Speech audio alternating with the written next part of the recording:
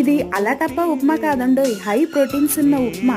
చేసే విధానం కరెక్ట్ గా ఉంటే హోటల్లో తిన్నట్టు ఎప్పుడు తిన్నా సాఫ్ట్ గా ఉంటుంది. స్టవ్ పైన పాన్ పెట్టుకుని 1/2 కప్ బొంబాయి రవ్వ, 1/2 కప్ రాగి పిండి వేసుకుని లో ఫ్లేమ్ లో పెట్టుకుని సువాసన వచ్చే వరకు ఫ్రై చేసుకుని పక్కకు తీసుకోవాలి.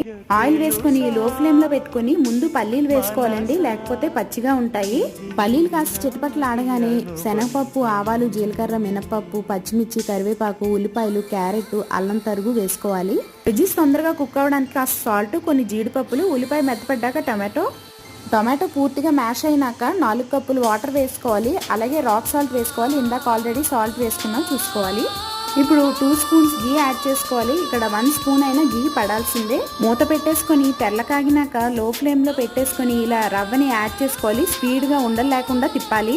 ఇది చాలా ఫాస్ట్ గా కుక్ అవుతుందండి. కాస్త కొత్తిమీర ఉంటే యాడ్ చేసుకోండి. ఇలా జావగా ఉన్నప్పుడే మనం స్టవ్ ఆఫ్ చేసేసుకోవాలి. ఈ రాగి ఉప్మా తిన్నాక మీ వాళ్ళు ఏమంటారు?